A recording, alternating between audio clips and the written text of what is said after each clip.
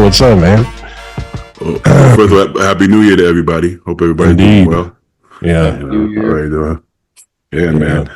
Did you catch Stu's new haircut, Chase? He loves talking about it. Oh, shit. He loves talking about it. Yeah, so every day you see him, just remind him how great his haircut is. He loves that kind of thing. Really oh, that's a real haircut. Look at that. Yeah, it's actually growing super fast. It's actually growing really fast. Hey, I mean, nothing like a good 10 hours of growth to grow that hair, right? You know? Yeah. Do it. Hey, does anybody notice like when they're on cycle, their body hair grows a lot faster? Oh yeah. Big, right? Yeah. My back and traps, it's like it's so annoying. Yeah, it's awful. I'm not very hairy at all, so I don't really notice much. Really? No, I'm not that hairy. I do a little bit, but you grow a little bit of facial hair, but not like a lot, right? Yeah, my facial hair sucks, but like even like body, legs, everything, like I don't have.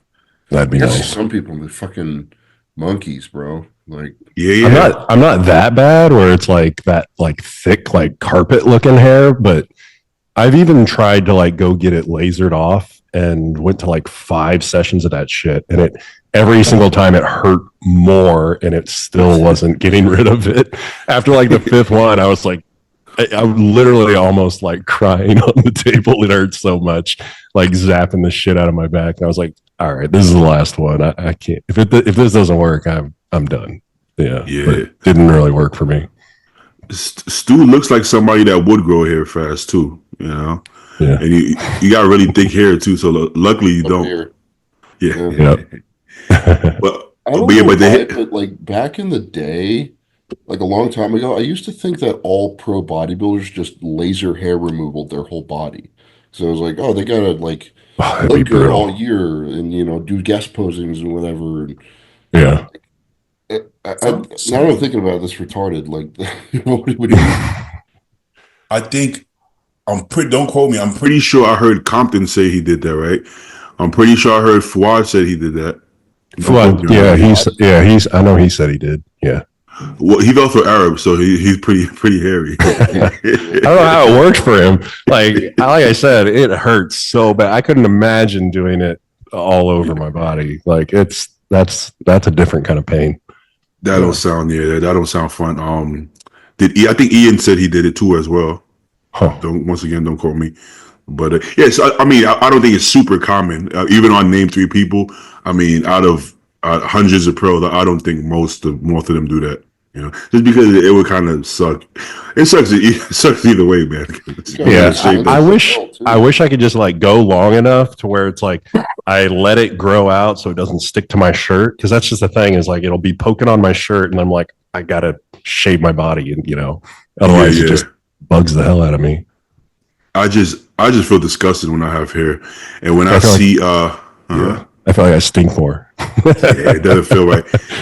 And in West Hollywood, it's like a thing. Like I find it disgusting when guys are at the gym in like a stringer and just hairy chest. Yeah, it just looks nasty to me, man. Yeah, I won't do it. Yeah, if I'm not clean, I'll wear a t-shirt at the gym. I won't do that. It's nasty stuff. What you said, Stu? Gay guys get a pass. That's cultural. Yeah, it's like a thing. It's like a thing in the culture, the gay culture. That's a bear. That's a bear. It just looks right. It looks nasty, bro. I'm not a fan. Well, it's not for me, so I'm not. I don't. Yeah. Do you think? I know everybody's different. Do you think women would find that attractive? Maybe a little bit. A little bit of hair, maybe. I don't know. I don't know. I don't think my wife would. I don't think a grown woman, like in high school, like a little bit of check, because girls want, because you're young, so they want you to look grown. So in high school, you have a little mustache and some chest hair. They're like, wow, that guy's cute. but those are like little girls, man. I don't think grown women are like, yeah, look at that guy's chest hair. Yeah, I don't know. I think that's something to do. So I think once women pass a certain age, I don't think they give a fuck if you're cute, if your style. I think they just look at you. Do you make smart choices? You make smart financial choices? Do you make smart emotional choices? Yeah, that's what's so sad about my fucking wife, because like she doesn't care if I get fat. She doesn't care if I'm lean. I think she prefers me fat so that people don't like look at me and be like, "Why are you with her?" What's because I mean she's athletic, but she's not like shredded or anything. So it's just I don't know. Almost to the opposite. I think the older women get, they almost, like you said, they almost would prefer you not be too cute, not too looking. Right? Yeah, you're getting too good looking. Other girls are getting too handsome. There, relax, chill out. So, I mean, that's great for us because I don't really care to put that much work to how I look. Besides being groomed and not, smelling decent, just decent human being. Dress up, dude. I do like the pressure off. You can't sit here and say I don't care about my appearance when I'm here. Okay? No, but not like dating wise. More so, if I'm going somewhere with people, I feel like I need to conduct myself properly, but not necessarily like. I mean, I dress nice when I date too, but I don't know. But it's not to impress the girl. More so for me to feel like. When you're 300 pounds and you got dreadlocks and tattoos, you want to conduct yourself with. I don't want to walk around in gym clothes everywhere. I don't know. Yeah. That's just like a thing. But as far as dating, you have kind of the advantage of where like you're tall and your neck is like normal size.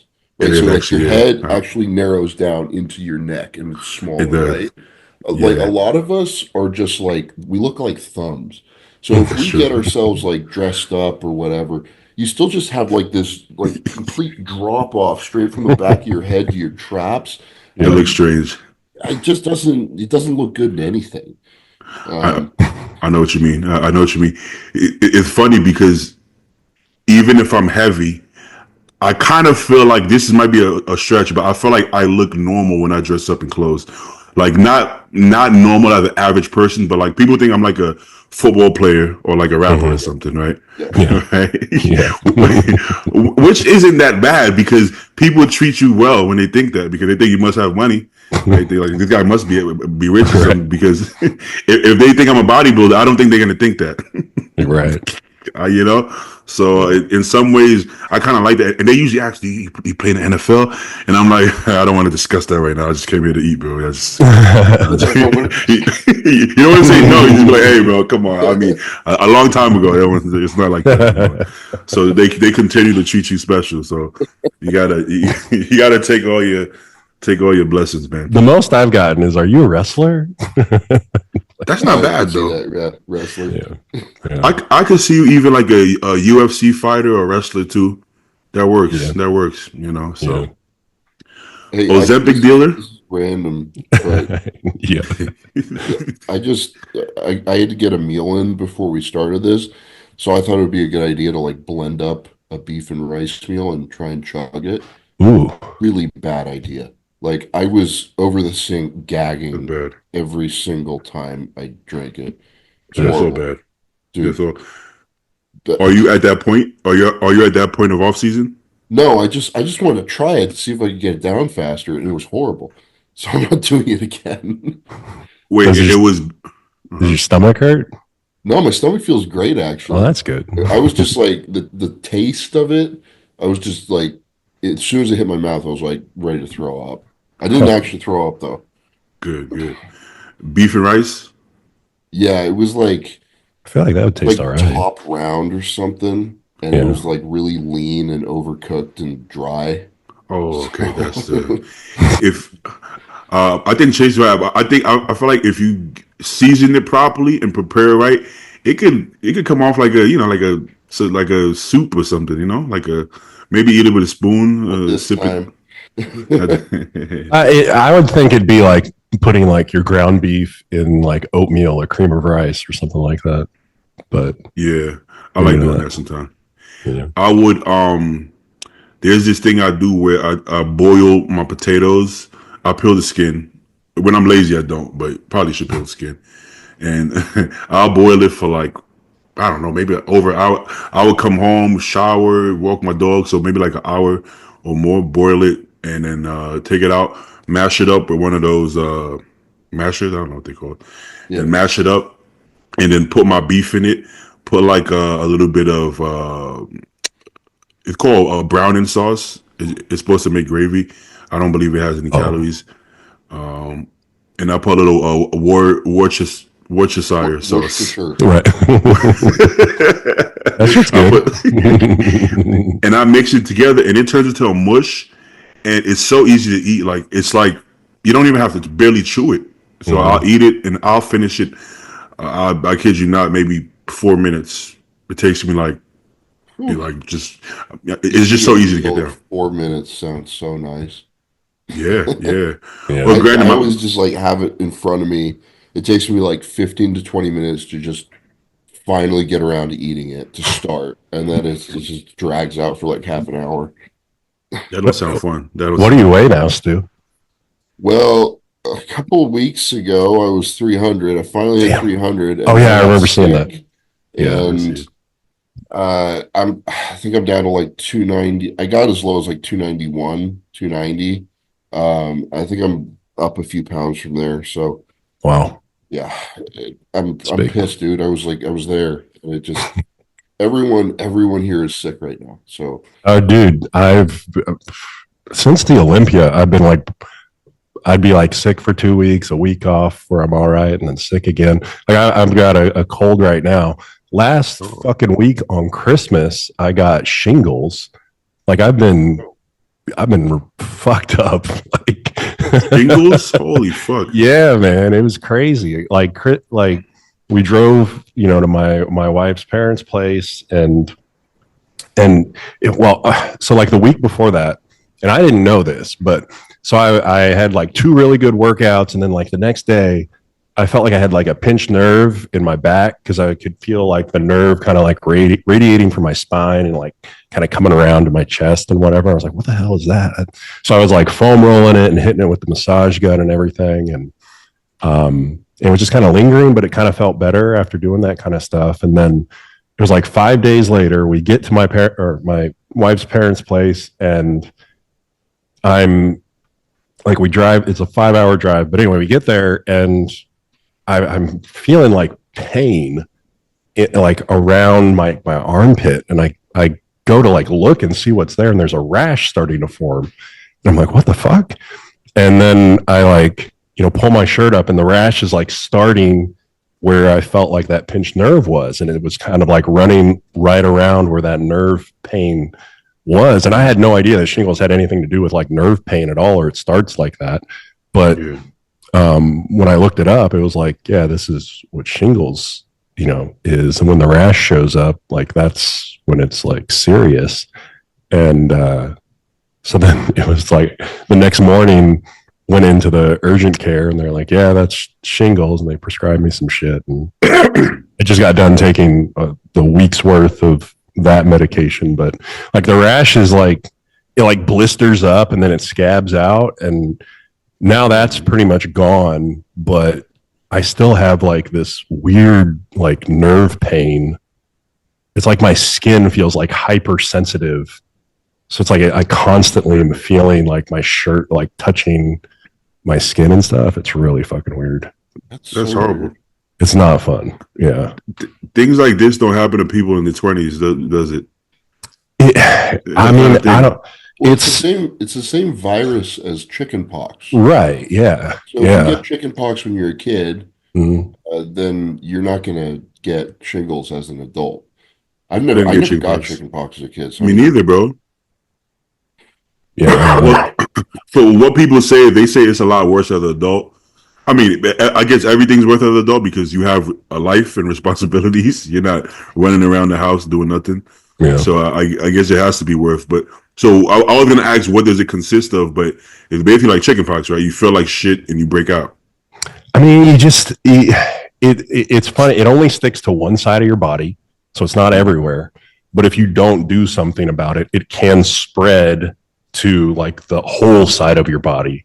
But like that rash is nasty. Like it was like just like blisters coming out. Yeah. And but yeah, I got on the medication as quickly as I could, and it stopped it from going anywhere else. But it stayed along that nerve path, at this side from like my chest. It felt like I was like getting like gyno or something. I was like, what the hell is going on here?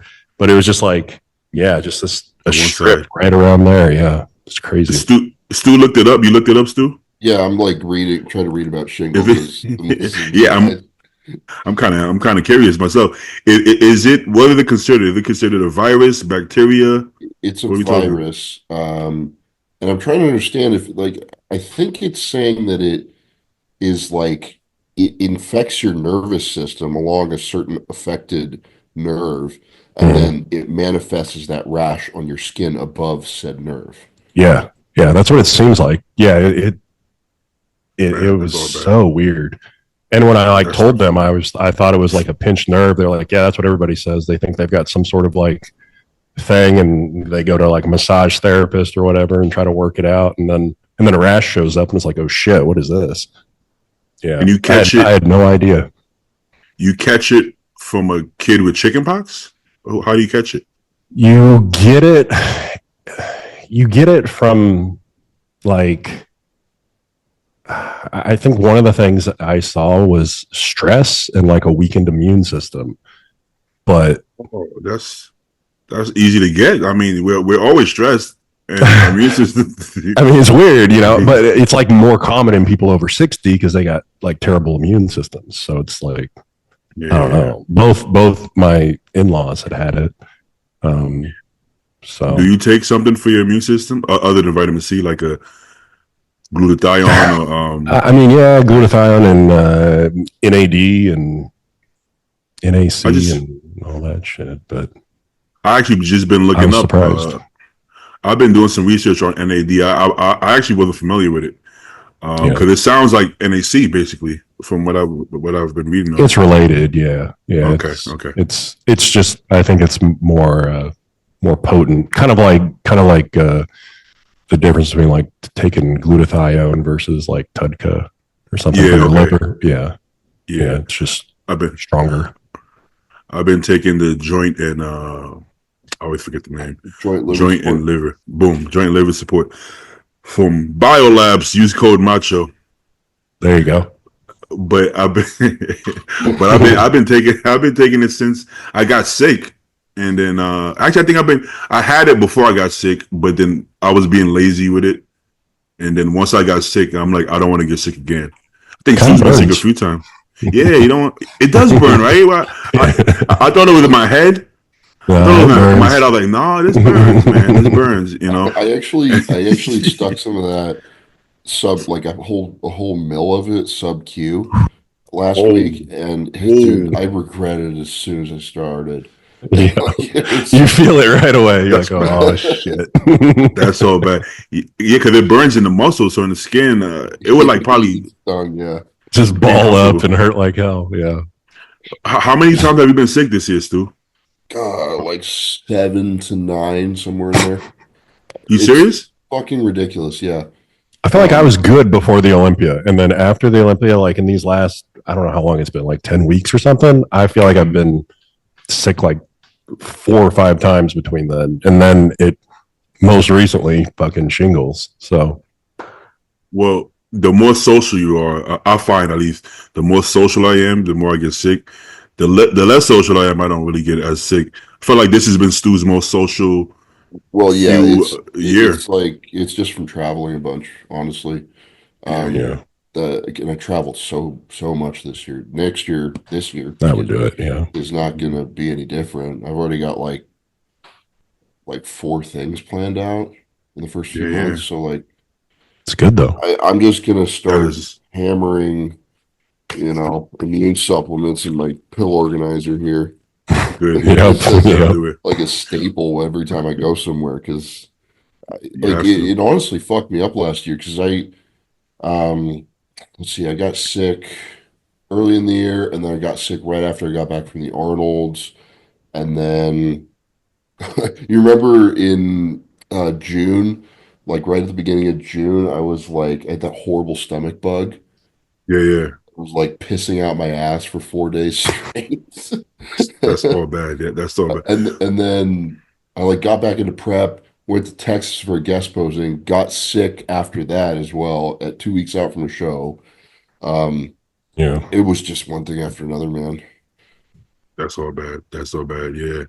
Yeah, being social comes with a price. You also moved to Texas, so you got friends now. Yeah. And you having friends get you sick too. Yeah. I remember talking to my mom. I was like, "Yo, mom, I've never seen you sick. Did you never get sick?" And she was like, "I was always sick, But she was like, "Broke people can't afford to be sick. I still got to go to work. What you want me to do?" Like, good point. But I feel like adults in general, man, we can't afford to be sick, man. We got shit to do. So it's like, it sucks. Yeah. Like these last few weeks, I've been like trying to get things going again because I want to like, get the Arnold's coming up and I don't want to look like a tiny piece of shit. So I'm like trying to do something. And I'm just getting sick left and right and hardly training. So it's like, it sucks. But well, you're in a gym right now. It appears to be. Yeah, no, I mean, this is my gym. Yeah. Yeah. Oh, I don't think I knew you had a gym. Did you know it's still? Yeah. Yeah. Yeah. No, I've had this for 2 years now. Yeah. It's just my own little getaway over Private? Here. Yeah. Like nobody goes in there. Nobody. It's all me. All me. Yeah. I just use it for my training and filming videos and shit. So if one of your close friends is like, "Hey, Chase, mind if I come over and hit some back?" I mean, well, that's just it. Like, there's been a couple instances where I've had a couple people over, but it's 99% of the time it's just me. So where are you located? Chicago. Chicago. Okay, you probably told us that already, but what part of Chicago, Chase? I'm like in Chicago. Like I live like right next to Wrigley Stadium. My gym is just like it's like a 15-minute drive west of there. So not like out in the burbs or anything. But when I hear Chicago, I don't know if it's just me. The first thing that comes to my mind is like the drill rap and shooters and shit. Well, okay, yeah, that's the South Side, and we're definitely far away from there. So yeah, where that is. Live in O Block. I just imagine I step foot in Chicago and I just get shot. That's automatic. That's not how it works. No. I thought because it sounds like what shit I see on social. It sounds like it's the entire Chicago. Yeah, but but I heard I was actually watching this documentary randomly, but it was what's the I don't know how I'm forgetting his name. You know who I'm thinking of, Stu. What's the rapper who was the serial killer? King Von. Yeah, King Von. I heard he had an op in like the nice part of Chicago, and he just went and shot him in broad daylight. So just make sure as long as you got an op, you should be good. I don't think Chase is out. Yeah, so that's good. Yeah. That guy was insane. That guy was in a documentary of somebody he killed, and he was like acting like he felt bad and like, but he was kind of laughing about it. He was kind of mocking them basically. Like, yeah, she was so cool, man. I don't know. I hate that happened, knowing damn well that he killed her. Like this guy was a maniac, and he was already, believe it. The time he died, he was already rich. He already made it, but he just loved the hunt so much he couldn't keep away from it. This is great. You can't make this shit up, bro. You can't make this shit up. You're ready. Oh man, and then Dirk is gonna serve a life sentence. It looks like he hired somebody to kill which is better than doing it yourself. But I mean, come on, you gotta. Is it? I mean, if you had to pick one, you better off hiring a hitman. But you can't. You got to do it in a way. You would have to hire somebody to hire the hitman. You can't just call somebody, "Hey, man, you want to kill somebody for me?" You gotta go through some steps. I don't know. At some point, man, life is good, let's just go enjoy your life, man. Just be like, I'm tired of it, you know. And they can't find you. Go move to Miami or something. They can't. They're not gonna find you. You know? They're gonna forget about you after a couple of years, you know. Like Chief Keef, he's like, oh, we heard you're not allowed in Chicago. He's like, I don't want to go to Chicago, motherfucker. What do you mean? Not allowed. I have no desire to go to Chicago. So one of those things, unless he wants to. So Chase, if me and Stu pull up, would you let us work out there? We're like, hey, Chase, we not pull up like that. No, not like that. Not like Chicago pull up. Right. No, yeah. Anybody that want like any of like you guys, you know, whatever. Yeah, if you wanted to come hang out or whatever, it'd be no big deal. Yeah, thanks, sure. Man. I have no reason to go to Chicago. That was like one of my thoughts was like, you know, invite people out and like shoot content with them, which I have done with a few people, you know, gotten in a lifting session with them here, but that was part of the idea behind it too. So instead of like trying to take them to a public gym and film shit. So I guess it's also cold as hell in January, right? Yeah, it's pretty cold. Yeah, that's the argument. Okay. Yeah, you wouldn't want to be here. It's like 30 out right now. It's been raining all day. Yeah. What's the shirt you got on? Is that your shirt? Yeah, it's one of them. Yeah, I figure I mean, shit, with these peptide companies, we're all selling this shit. So. Do you have your own company or like sponsors? I mean, I've been selling carnitine for like 4 years now, and I've recently added a couple like small peptides to the website. But you know, like you guys have got biolabs or whatever. Like I'm with like Modern Amino and a couple other places, but they all sell the freaking GLP-1s, and I feel like for me, anyways, those are like the most bought thing, so I figure I might as well just advertise it. I want to try the Retatrutide. Is that how you pronounce it? Yeah, that one's super popular. Yeah, that one's it's interesting for sure, but you just gotta make sure. Break this stuff down for us. So Ozempic is just a GLP-1 agonist. Yeah. Retatrutide is like the second generation one? Or it's the third. It's the third. Okay, yeah, Tirzepatide's the second one. Okay, and that does two things, right? Right, yeah. Yeah, so it's GLP-1 and then it's GIP, which is like an insulin. Well, it makes your body put out more insulin and it makes your body more sensitive to insulin. So like glucagon like peptide? Well, that's GLP-1, okay. And then GIP is I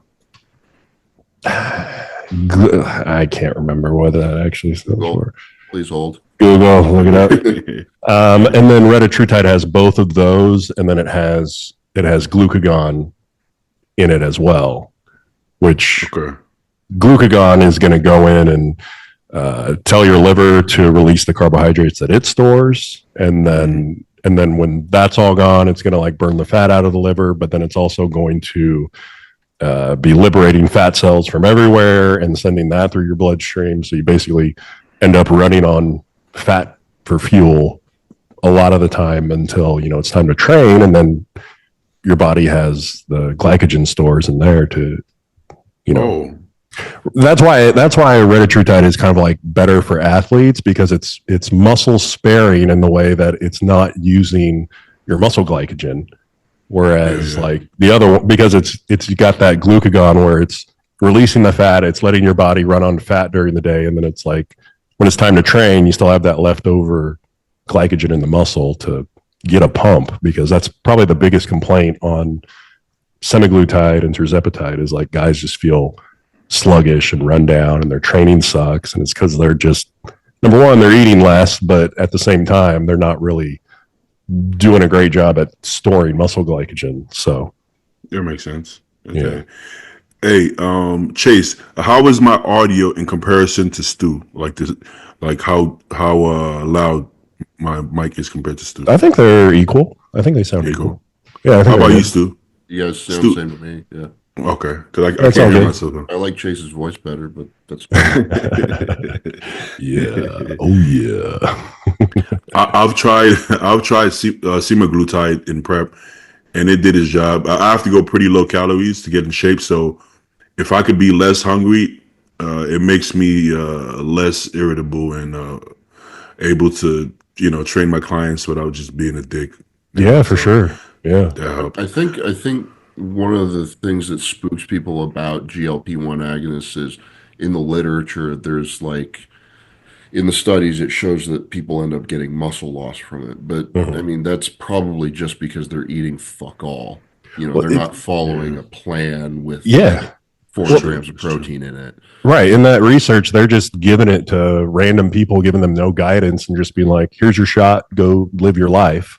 And like they're making progress doing that, and you give it to a bodybuilder that knows how to freaking eat and train. It's like the results are just what like happen so fast with it. It's Yeah. crazy. I noticed a little bit of bloat on the semaglutide, but I have a friend who said that only happens when he does it with orals. And to be fair, when I do orals, I always get a little bit of bloat anyways. Yeah. So I guess it wouldn't be a fair comparison to go on semaglutide and a bunch of orals at the same time. I won't be able to differentiate what's giving me more of the There's a bloat. lot going on in your body at the end of a prep, Beatty. Just like yours. Yeah. Yeah, yeah. So I don't want to blame it on that, but yeah, there's a few factors. But I also know somebody who does retatrutide who said he has zero bloat whatsoever from retatrutide. So Yeah. So like the newer things that they've been coming out with, just they have like less side effects and just like better. I don't know. It just they've gotten rid of like you feeling super nauseous or like the bloating being excessive. Like it can happen. Like I've been taking retatrutide for probably like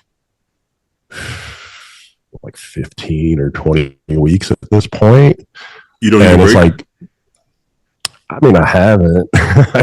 I've just been enjoying it. But it's like the only time that I really felt like serious side effects from it was like the first 6 weeks when my body was like getting used to it and adjusting to it. Yeah. But because there was one instance where I got incredibly bloated and I have no idea what I did wrong, but it was real bad. I felt like I was fucking pregnant. I was like, what the hell is happening? Like nothing was moving or anything, but it literally lasted like a day and then everything went away. But it was just like one instance in like 20 weeks where I had a serious thing where I was like, what the fuck is going on? But yeah, outside of that, it's like at the start, there was like you would eat, and once you got to, a certain point in your meal, you would feel super full and be like, if you ate more, you might feel nauseous, you might not, but it's not like I've never thrown up on it. But, and literally like probably in the last like 12 to 15 weeks, I can't say I've noticed any side effect from it at all. Like if anything, like my digestion has been improved from before, and it just seems like it's so much easier to stay like leaner at this point. So And are you on like a decent dose of it now? right now I am. Yeah. I mean, I've been playing around like because I've just been really curious on like how the dosing strategy goes. So like I've been kind of following what they do in the research, but just kind of like delaying it out a little bit longer. So like I more recently went up to 8 milligrams a week. So it's like you start with two. Technically, the way the research went was like 2 milligrams a week for the first month, and then 4 milligrams a week for the second month, and then 8 milligrams a week for the third month. I stayed at 4 for a really long time and got most of my progress of getting lean on that. And then I was just like curious to like test out if I bumped the dose up, would I get a little more appetite suppression or not? So then I went to 6 for a good like month or so. And then more recently I went to 8 just to feel it out and experiment with it. But so yeah, I feel like most people in our industry are going to get all the results that they need on like 2 to 4 milligrams, like in a contest prep scenario, because like, man, I made so much progress, like fucking quick. It was like, I think I lost like 40 pounds in like it was like 8 weeks. And but it didn't look, it was crazy though, because it was just, it looked like, you know, good weight like fat just coming off, fat and water just melting off me, and it was just, it was wild. And that I wasn't over 4 milligrams a week at that point, but it's just, but you were following a diet and training was great. The key that people need to hear here, yeah, like it's not just going to magically work like that for you unless you are actually using it as an aid to stick to a meal plan. Oh yeah. Right? Because if you just like eat like a slice of pizza a day, you'll lose 40 pounds. Yeah. It's not going to be a good 40 pounds. It's not going to be good. Yeah, no, I get messages like that. Like if I like post one of my guys up in that's from my Discord, because like a lot of the guys in my group, they're using it and like posting their results or whatever. If I like post that up on Instagram, I get so many messages where they're like, was he dieting and training for this? I'm like, yes, of course he was. He was before, during, and now. Like, yeah, he just added it in, you know. But everything that you're doing right, and like it just stacks the results on top of it. It seems it just amplifies everything. So if you do nothing, it's going to be pretty slow. Just a little tip, because this happened to one of my clients, friend of yours, Beatty. He asked me, he was like at the end of a long recon phase, his appetite's always been really high, right? He just wanted something to take the edge off, right? I was like, this is pretty safe, just start really low, right? So he started with a 0.5 milligram shot of semaglutide, except it wasn't a 0.5 milligram, it was 5 milligrams. Oh my goodness. Spent like 4 or 5 days, couldn't keep anything down, just I bet like nonstop. So get your fucking doses right, people. Like, it's insane. Oh yeah. No, I've had people message me saying they thought the vial was the dose. And they had like a 10 milligram vial of tirzepatide, and he took 10 milligrams day one. He was like, I couldn't eat for 2 weeks.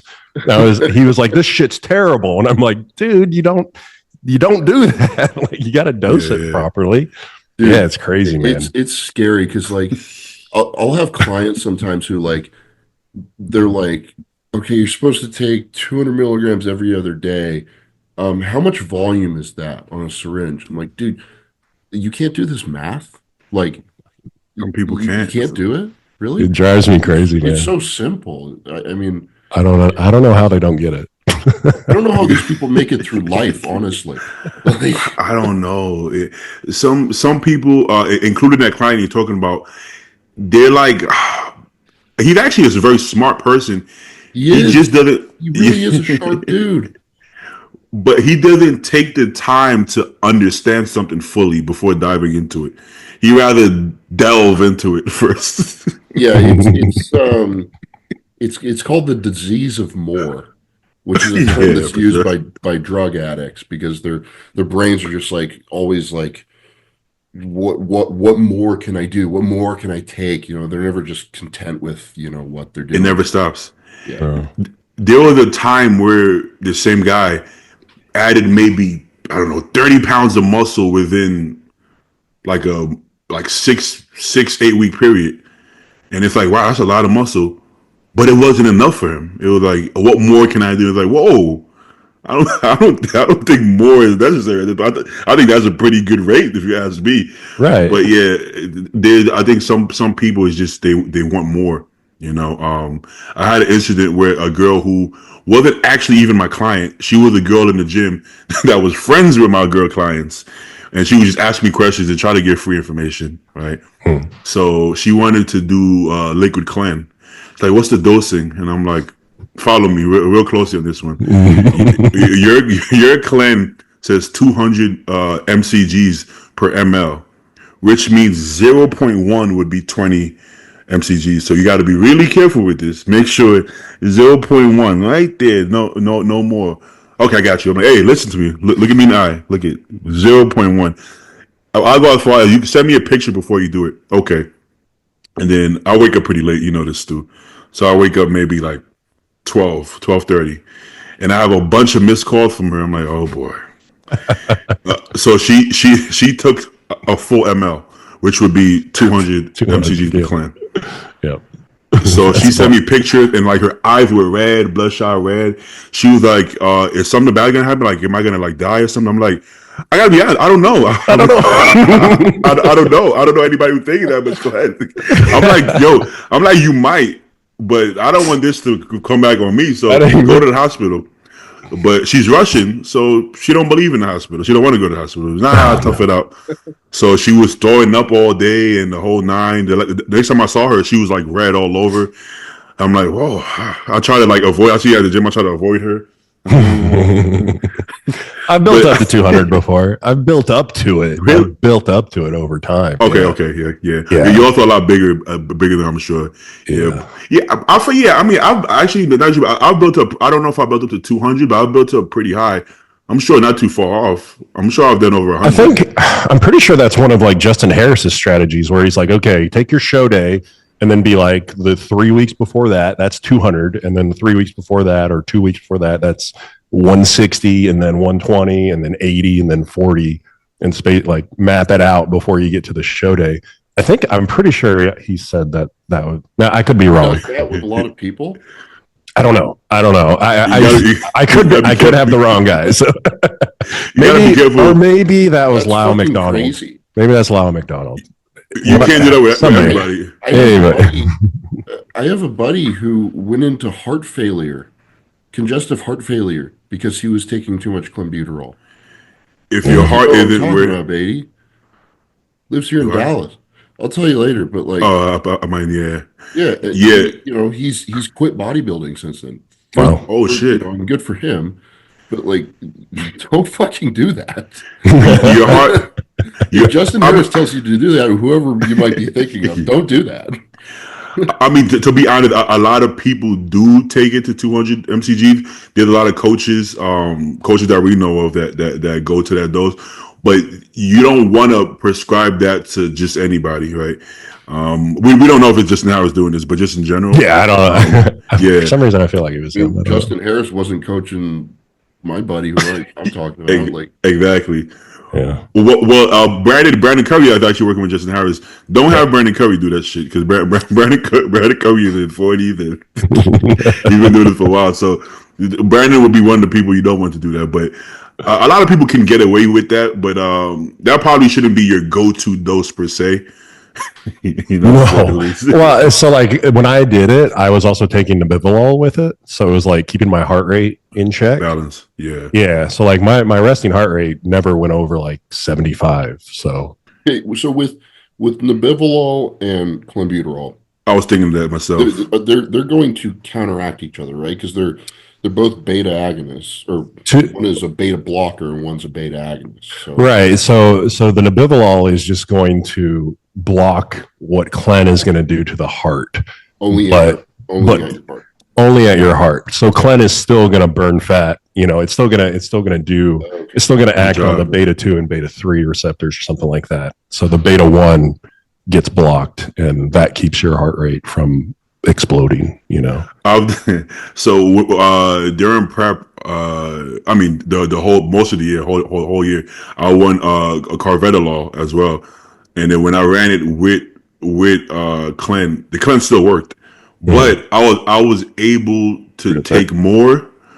I felt like maybe I needed a little bit more, but not like I didn't necessarily need a lot more to burn the fat, but I was able to tolerate more, just like you said. You know? Maybe that's why I was able to handle 200. Like, it was no big deal. I was like, whatever.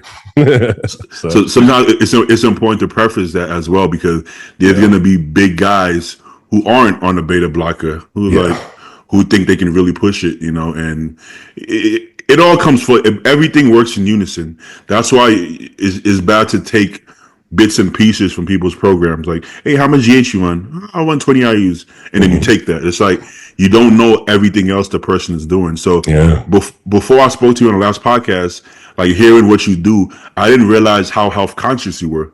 Yeah. You know, so after I figured that, I'm like, oh, he's not, because I thought of you more like a daredevil. You know, like, oh, this guy, oh, he got pushed, well, which is fun to watch, right? Fun to hear. But I think hearing the other side of it, I'm like, oh, this guy actually, shit, he sounds healthier than us. I mean, he sounds a lot healthier than us, actually. You know? So there's a way.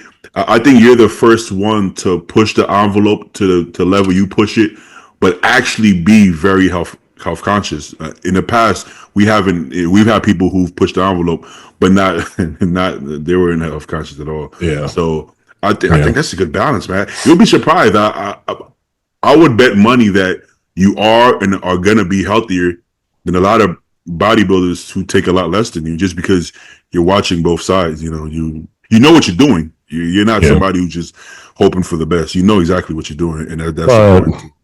That's the thing, is definitely not just like trying to wing it with everything. If something looks bad, it's like, okay, it's time to back off, you know, and it's not worth just continuing on. So like that was my thing when I was going up to 200 Clen, was I'm going to be watching my resting heart rate. And like, if it goes, that was like my limit, was like, if I hit 80 or something, like, then okay, this isn't worth it. So yeah.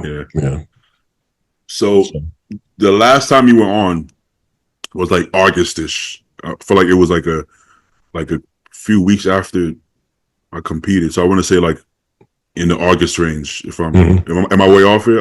It's somewhere. It was before the Olympia. Yeah. And at that point, you were getting ready to push the test. Was that right? I hadn't pushed the test up yet, or all the way yet. I think it was at like 5 ramping up. Yeah. Ramping things up. Yeah. So from there, since we left off in August, how high did you ramp up the test, and what did you feel that if you have benefits or if you had pros and cons, basically, that you felt that came with what you? Well, I mean, there was. I think when I talked to you guys last, I have dropped the EQ and replaced the EQ milligrams with testosterone. So I think I was around like 5 grams of test or something at that point. I think. Okay. Yeah. I think because I was at like 3,000 test and like 2,000 EQ or something, and my estrogen had been just crushed for like the last 2 to 3 months because of the EQ. And so then I was like, okay, screw this, get rid of the EQ, and let's just go for the test, because I was trying to get to 20,000 nanograms per deciliter on the total testosterone test for blood work. Yeah. And so let's see, I had gone from like 5 grams of test to 6 grams of test, and I got blood work done on that. And when I had seen the blood work on 5 grams I'm sorry. of test, yeah. You said 6 grams of test? Yeah. What ester? SIP. What milligram per ml? 250. There's a lot of mils. Where does that go? So you got 3 mils in one quad, 3 mils in the other quad, 3 mils in ventricle, 3 mils in the other ventricle. Okay, good point. Yeah. 3 in the glute, 3 in the glute, 3 in the lat, 3 in the lat, rear delt, side delt. It would have to be a high quality concoction. It worked. It was working. Yeah, it was fine. I wasn't knotting up or anything, thank God. But yeah, it was good. That's what I'm getting. Because some of these lower quality, gear vials, they kind of they leave some knots, and I don't know if you would be able to take that much with a low quality. Yeah, I was surprised. Like, that was just it. Was like, am I going to be able to do this? Like, am I going to get like test flu or something? And yeah, no, it was all good. So, but it was like on 5 grams of test, I think my total testosterone was something like I want to say 15,000 or something like that. So I was like, my plan was I was hoping I would be really close to 20,000 at like 5 or 6 grams. And so I was on like 5 grams and I bumped to 6. And while I was on 6, I got the blood work back for 5 and I saw that it was 15,000. I was like, I don't know if this is going to work. I don't know if I'm going to get to 20 or not. And so on the 6 grams, I was on that for a month and then got blood work on that. And then like I was just getting sick of pinning at that point. And I was like, I wasn't confident that I was going to get to 20,000. So the week after I got blood work on that, I did, what was it? It was 4 days in a row. I pinned 2.5 grams each day for 10 grams total in a week. So I did so I did a shitload. So I did 10 grams a test the week after I did blood work and then went and got blood work again. And it was like the 6 grams a test blood work came back and it said that I was at like 18,000 nanograms per deciliter. Making progress, yeah. And then the blood work like 2 weeks later for the 10 grams a test week came back and it was like 20,090 or something. You made it. So you made it. Yeah. That deserves a round of applause. I didn't think you were going to make it.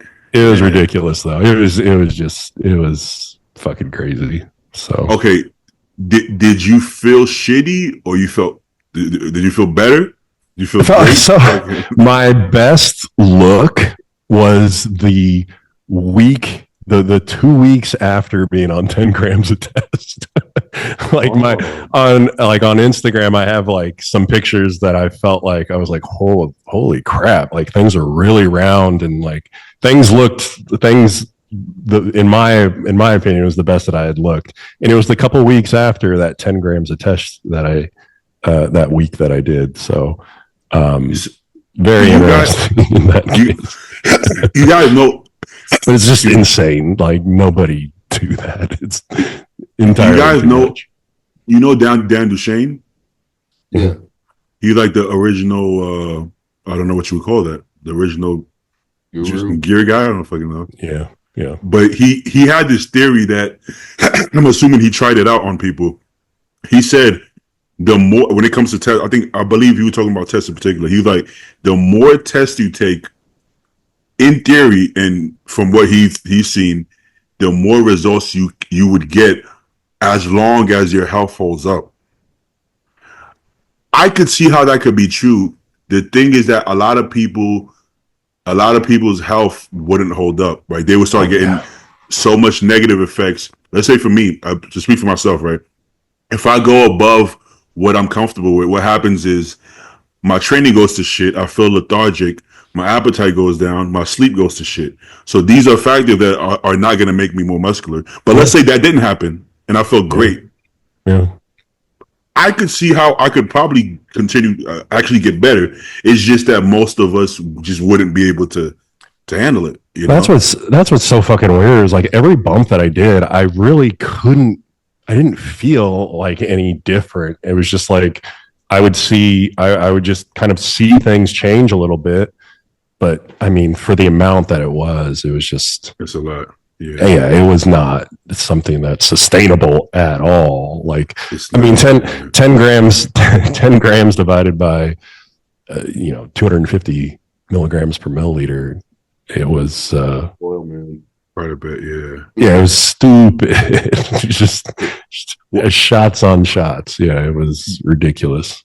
But then also nobody could sustain that. So let's say even if you felt pretty good and you were getting the best results of your life, it would come a point where the pro-con thing would happen where, for sure, because my friend, I think for me, it would have been like a backup of fucking oil. Like eventually there would be too much just like going in and knots would start to form and like, cause it was just, it was too much. It was way too much. It was insane. Yeah. It was insane. So my friend Konevsky, do you know Eric Konevsky? Yeah. Oh yeah. So he he actually didn't get up to 6 grams, but he was doing other things as well. He got up to 5 grams, I believe, and that year he actually added 48 pounds of stage weight. So in theory, it did. Okay, granted, you got to look at like I said, you can't pinpoint only one thing, because if you look at what he was doing outside of that as well, he was eating about 8,000 calories a day. Oh yeah, yeah. Right. So you have, if you don't feed the gear, muscle can't appear out of thin air. Right. So That there was has to be my the resources. other question for Chase is like, when you're on all of that testosterone, what are you doing with your food in that time frame? Good point. So yeah, I was not trying to like I wasn't trying to eat to grow. I wasn't trying, like, the whole point of it was to get like a total testosterone number. So I was, if anything, eating at maintenance or even a deficit most of the time. So Mostly, any kind of recomp effect from that super high basically, yeah. But I was just trying not to let my blood pressure go up. I was trying to just like, it was more for the health of not just bloating out and gaining a shitload of water weight and all that. So That's a good question. yeah. Because you would need like a control group, right? Because for Eric, what if you said, well, maybe the 5 grams of gear isn't what caused you to gain 48 pounds? What if it was mostly the 8,000 calories? So Chase would be the control. If he left everything the same, only up the gear, that's when you would know what the actual gear is, right? That's what you would know what the gear would do without the food. So since you did it that way, did you notice strength gains? Did you notice more muscularity or better look? I mean, I would say, it was definitely recomping. Because like I said, I was at that point, by the end of it, like I was the leanest and like roundest that I felt like I ever looked, and I wasn't even on growth hormone at that point. Like I had been off growth as well, because I was trying to do anything to keep blood pressure under control, and yeah, it was. I was really happy with how things were going, and I was, like I said, I think I was like 245 at the end of that. And like right now, I'm like, I haven't been on a shitload of tests. I haven't been training from being sick, and I'm like 237 at this point. So yeah. That's interesting to know. So this off season, I tried a couple of things because, okay, in prep, right? I've tried CJC no DAC. I've tried I can't remember all these peptides. Just fat burning. Let's say fat burning peptides. And then when people ask, "What did you think?" and I'm like, it's hard to tell when I'm with such a big calorie deficit on all these drugs. I couldn't tell you which one worked the best. So I've been hearing about 5-amino 1MQ. Yeah. And SLU-PP 332. 332. Yep. So I tried it off season. I tried it off season with no change to my diet, because that's the only way I can see what it's doing on its own, right? Mm-hmm. And with the 5-amino 1MQ, I lost like 4 pounds in like 2 weeks, but I looked leaner. I still looked full, and then I did the same thing with the SLU PP 332, and same thing. I lost a few pounds in a couple of weeks, and I looked noticeably leaner. So I'm like, okay, that to me tells me. Oh, also from Biolabs, they have oral version. Did they come in? I don't even know if it comes injectable, but I took the oral version. I've heard people are starting to experiment with injectable forms of it. So I don't think it's worth it. I think the pills work just fine. It does the job. Yeah. So that to me tells me it works. And then now I would like to see what it actually would do in a calorie deficit with 200 clen. Well, that's the thing. Like when I was doing like the 10 grams of test thing, like this was also like right before the Olympia. So I was bringing that up. I was also like, bringing up Clen. I was on 5-amino 1MQ. I was on SLU. I was all of that stuff was going down, trying to just, number one, get as lean as possible, but still like trying to do this experiment on the side. Yeah. And that brings me to another point. Like you guys were talking about, guys want more. Like I gained 30 pounds. I want more. I don't know what's going on with the people thinking that they need to take like 20 grams of SLU. Have you guys heard of that? Wait, what? I'm not really familiar with it at all. So 20, it was like 20 or 20 milligrams because like they come in micrograms. Yeah, it's like 500 micrograms a pill, Yeah, or they 250 micrograms. There's people that are like buying the raws and taking 20 milligrams of it, trying to get more out of it. And I'm like, that's uncalled do for. you guys know the mechanism of action of it? Or is it too complicated to try and explain here? It somehow acts on the estrogen receptor to mimic exercise across your entire body. So you take it in your body, your body creates the processes that makes it think that it just worked out. So like the easiest way for me to like understand it is it's like if you take it and you have a meal, it's almost like every meal is a post-workout meal because you're just more, insulin sensitive and all that. So yeah, somehow it triggers all the functions that you get after working out without working out. And that's the gist of it. I honestly hope all this shit is safe because we're kind of the first ones trying. Well, that's what's crazy is like, yeah, that's what's crazy is like this stuff is still like it's research chemicals, and there are people that are like, because I like the most of that I would take is the 500 micrograms 3 times a day, and there's people taking 20 milligrams of it, and I'm like, dude, like you get good progress from it, like at these what it's dosed at. What are you guys doing? Like I got to be honest. I don't even know what dose it came in. I just popped three pills. They either come in 250 or 500, depending on the company. So yeah, and anywhere between 750 micrograms and 1500 micrograms a day is a solid dose. Okay. So yeah, hey, you're probably there. 3 is my magic number. Anything, if I don't know anything, I go with 3. I did 3 of the 5 amino and 3 of the SLU PP. Yeah. Is there really okay? If these things don't have a ton of research behind it, right? It's like, does anybody really know the effective dose? You probably know the ballpark, but it's like kind of you got to find out. So like with SLU, it is a guess because the from what I understand, the research like did have a big freaking range. Mm-hmm. So like that's why I think some of these people are playing around with like the 15 to 20 milligram, but it's just kind of like if people are seeing it effective at these lower doses, but at the same time, here I am talking about 10 grams a test or whatever. Yeah, so but at the same time, that's definitely got a lot more research behind it than this stuff. So I don't know. I don't know if there's a lot of research on people taking 10 grams. Not 10 grams a test. Just test in general. I think. Hey, what's that injectable lipo thing that was kind of popular for a while? You remember the name? Oh, the kidney failure stuff? Yeah, the kidney failure. Adipotide. Adipotide, yeah. Adipotide. It seems to have lost traction pretty fast, right? I don't see anybody talking about it. Because that's what Boston took, right? And yeah, he claims that's what did him in, but I think that's what killed that product. To be fair, I'm taking it because of that. To be fair, his kidney numbers were going down already, but that expedited the process pretty fast.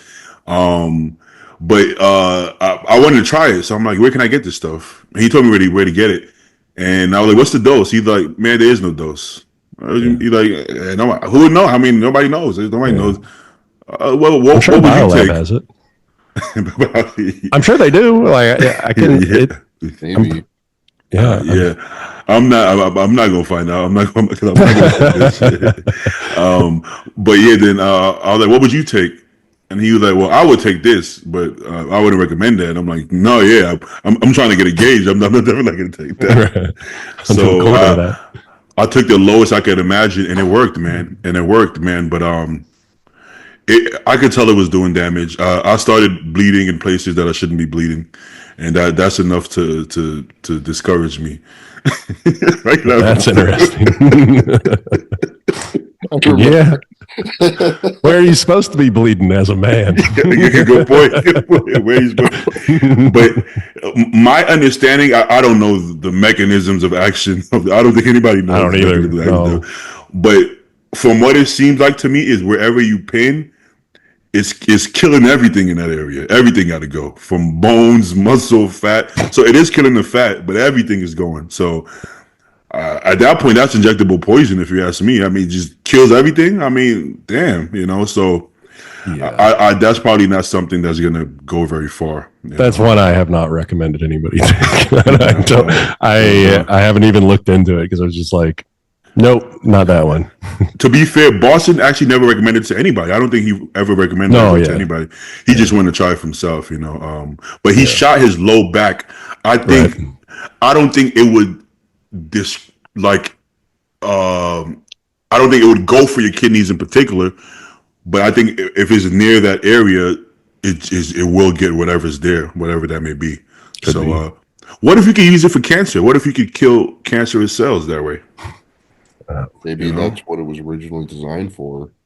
Good point. Yeah, it got to work for something, So somebody should try that out. But I'm not trying this shit out. I'm not trying. If anyone has cancer, give it a try. Let us know. Okay? Shoot me a DM actually if you have cancer.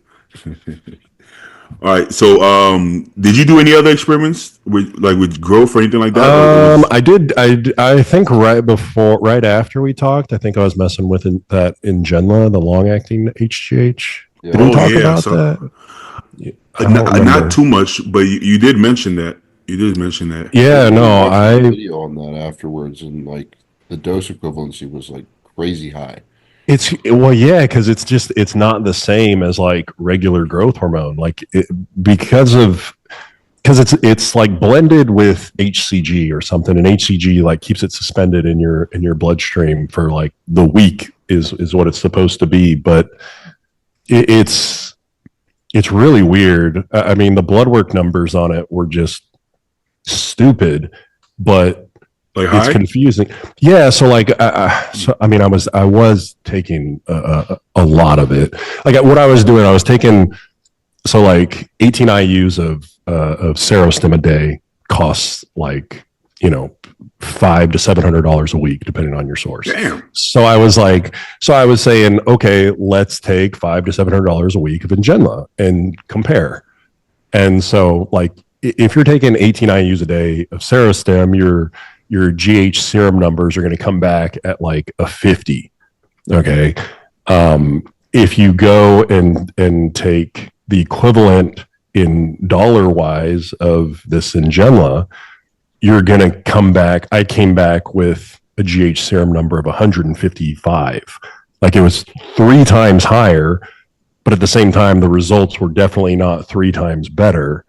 It was more, I would say it was similar. It was comparable, and the price was comparable, but the dose was I can't even remember at this point. I mean, because I was doing a whole pen of it every other day, which was 90 IUs or something. I can't remember what it was. It was an insane amount. But the thing is on Pfizer's website, it says that it's 2.7 IUs of Ingenla is equivalent to 1 IU of genotropin. So that's how I was kind of trying to dose it out to compare the two. I think I was doing it was 60 IUs every other day or something like that. But the growth hormone serum numbers came back just like I was IVing it or something. It was insane. And people get really skewed idea behind it. They either get the skewed idea behind it that they're going to grow a whole lot better because their growth hormone numbers are super high, or the fact that it's they don't understand that you have to dose 3 times as much of it. And so they think, oh, this is a great deal. I can get a ton of it for a low amount, for a low dollar amount. And they end up taking 4 IUs of Ingenla a day, and it's equivalent to doing 1 IU, and they're making no gains off it. So you don't want to do that. Yeah, so it's so that's the thing is my IGF doesn't really respond a whole lot at all anyways. So Yeah, so even on 18 I use a Serostim, my IGF sits around like 250 to 300. Really? That's it? Yeah, yeah. Wow. You got to keep in mind, Stu, you're also 27, so your liver is a lot better at processing that Yes, growth. yeah, but I mean that's one of those very person dependent things, how Yeah, That's much what that's IGF. an that's another thing that I don't know if like we understand completely, because like part of me thinks it's like is having a higher IGF number, does that just mean that the IGF is floating in the blood and doing nothing? And having or having like a lower one, does that mean that it's going into the muscle better and it's not floating in the blood, so we can't detect it? Like, I don't know. I don't think we have a clear understanding of all that. But because I know like guys that have like 600, 700 IGF numbers that aren't making a lot of progress and are, yeah. 200 pounds, 180 pounds, something like that. So it's I like, got mine tested on 10 units of generics a day, and I think it was either 8 or 900. yeah, I but got it you're a like freak. hour and a half after I did my Yeah, morning shot. yeah, And Yeah. yeah. I yeah. And actually, then there's Stu. There's us, and then there's Stu. Yeah, it's I know. Look I've at those hands, actually, bro. I ain't it got all that. goes here. I've actually checked my IGF levels only once. I don't remember the numbers, but I remember testing it. So the GH felt great. I was getting bigger, leaner. You know when you Yeah, get GH filled, and yeah, I tested it, and I sent it to Compton, and he was like, that's suspiciously low, man." And I was like, "Is it?" He's like, "Yeah." My first reaction would be like, "Maybe it's not good, but how do you feel?" And I was like, "It feels real to me. I got to be honest." He was like, then I wouldn't worry about it, you know. And then that the brand I was taking was a brand that Boston had told me about, and his IGF levels was up quite a bit. So then I'm yeah, like, I just think it's a person dependent thing. I just at that point I was like, I'm not. If I feel what I feel, I'm not gonna say, So yeah, and in Compton, he likes to. He's very smart, but he also would rather take what he's seeing more so than what he's reading, if that makes yeah. sense. Oh, yeah, for sure. I mean, that You know? that's the big thing is like I was seeing like the result that I wanted, so I was like, okay, this is who cares about this number, So it's just Exactly. yeah, I remember watching your video on the Ingenla, like after you're done with your whole thing.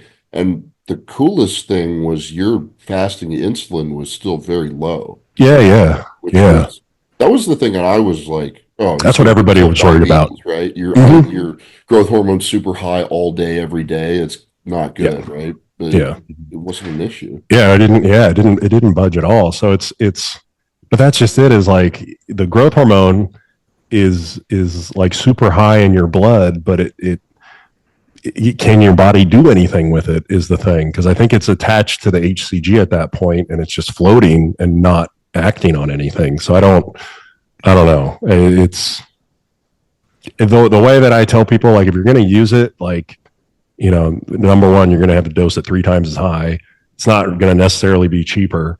And, it's still going to, if you're using pharma, like, it's still going to cost what pharma costs. So, yeah. No matter how much growth I've never had my resting or post meal blood glucose get out of range. I think that's genetic as well. I mean, everything is genetic, right?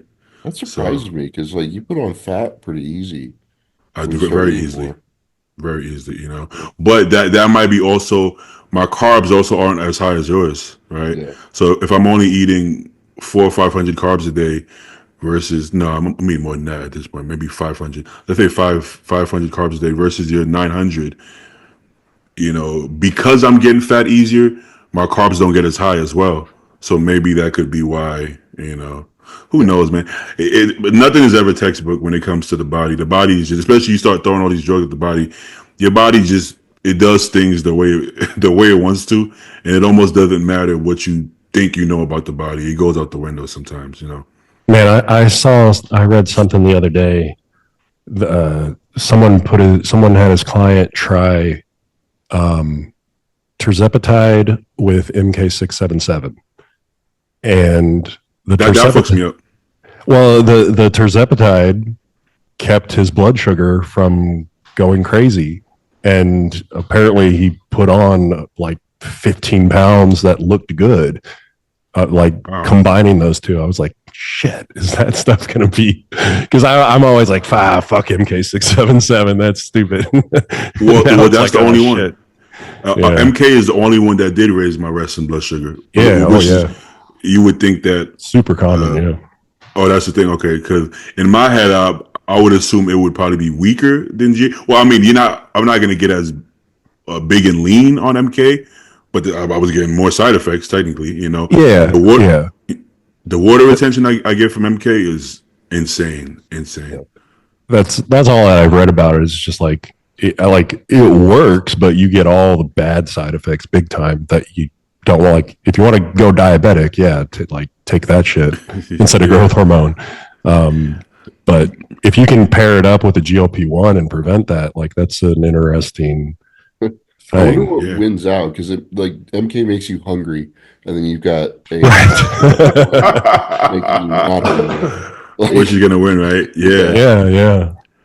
I have one of those clients. He's a men's physique pro, and he's one of those clients that off season on a cheat meal a day with 7,000 calories, he has shredded glutes, right? Mm-hmm. And he couldn't get any more food down. I was like, let's do some MK for appetite. And he's like, I heard it could hold some water. I'm like, bro, for your body type, you ain't never holding water. Lo and behold, he started holding water. He actually got soft. I'm like, wow, it's strange seeing you like that. I didn't think you can actually get soft. I'm like, the MK is different, bro. I'm like, you actually look soft for him. I mean, he's not, super soft, but like his abs are a little washed out. I'm like, whoa, what the hell is going on? This MK is no joke. So be careful with the MK, man. Yeah. I don't think you can replace GH with anything. I think GH is GH, and it's gonna be no matter what Tony Huge says. That's what I tell people. Like, just what are the best people doing? They're doing growth hormone. Like, you can always copy that. It always comes back to that, I think there's peptides that do work. I'm sure there's SARMs that work. I don't know if I found a SARM that does work personally, but like you said, what are the best people doing? They're doing the bread and butter, man. They're doing the bread and butter. They're doing the gear. They're doing the GH. Insulin is not as prevalent besides the people with the crazy metabolisms, but that's what they're doing, and they're eating the chicken and rice. So I don't think we already have how long has bodybuilding been around? 60, 70 years now? 60? Yeah. We have 60 years of evidence already. I don't think we need to really debate that too much, Yeah, but Chase needs to keep himself busy, so you gotta find something to do. With little commas. I'm certainly not going to be a competitive bodybuilder, so let's do this other stuff instead. Hey, somebody has to do it at every generation, because we're right.